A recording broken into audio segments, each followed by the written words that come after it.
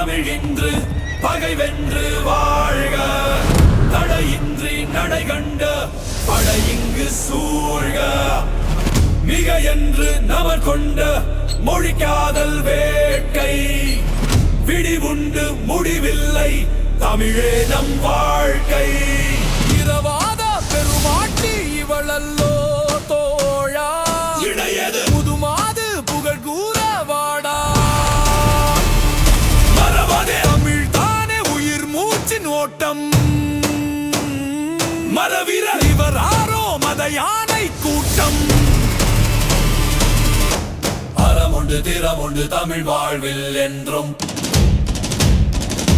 அதை நெஞ்சில் பதி பின்னே ஒளி என்று கொன்றும். புறமென்றும் மகமென்றும்